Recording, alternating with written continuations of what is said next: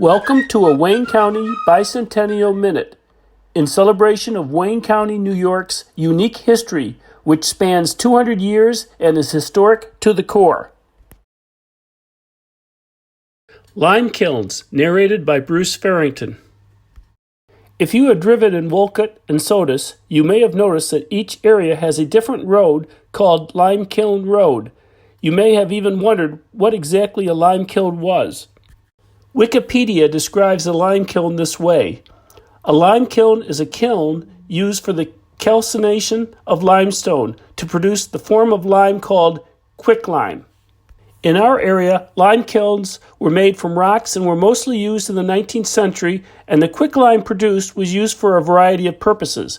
Some lime kilns were small, and the quicklime produced was used only for local consumption. Others were much larger kilns and produced quicklime that was shipped via rail to other areas of the country. Here are the stories of 3 local lime kilns. The Thornton Lime Kiln was located on the corner of South Geneva Road and Lime Kiln Road in South Sodus. It was built in the mid-1800s.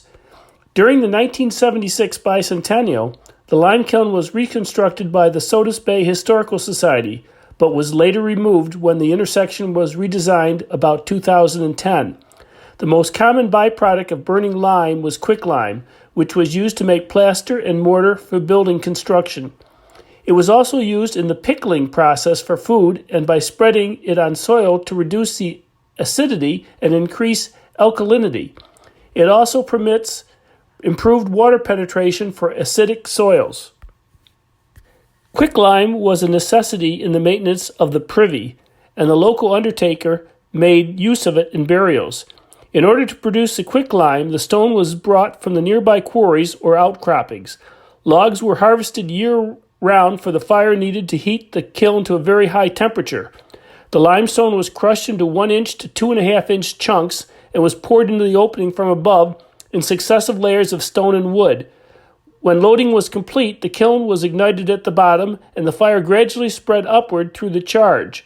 When burnt through, the lime was cooled and raked out through the base. Typically, the kiln took a day to load, 3 days to fire, 2 days to cool, and a day to unload, resulting in a 1-week turnaround. Operated by Elijah Mather, this large double-furnace kiln produced calcium oxide sold under the name Sodus Quicklime. It was used for many purposes, including glass making and especially for making mortar and plaster. Limestone was conveyed to the top of the kiln, dropped into it where a hot fire was burning below. The heat caused the limestone to break down into a fine crystalline form. The powder was then placed in barrels and shipped by rail. This operation was located in an area of Sodus known as Calciana, a sort of Latinized name for calcium, and occupied the site that would become the large stone quarry owned by General Crush Stone and in later years, Hanson. The following account is by Anna May about 1955. In 1876, Warren Haw purchased a farm about 2 miles north of Walworth at the foot of Finley Hill and gave it to his son William Haw as a wedding present.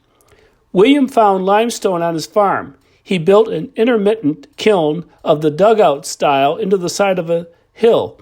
It was constructed of ordinary rock mounted on masonry. The limestone was quarried from the ground by hand and drawn to the kiln by horses and wagon. 72 hours were required for each firing. Heat was supplied by a wood fire at the bottom. Mr. Hall bought from about every woods for miles around in order to have enough to keep the kiln going. Mr. Hall operated this kiln until 1893. It is believed the quicklime that was produced was used for local consumption. Today, all the lime kilns are gone, but during the 1800s, they were an important industry in Wayne County.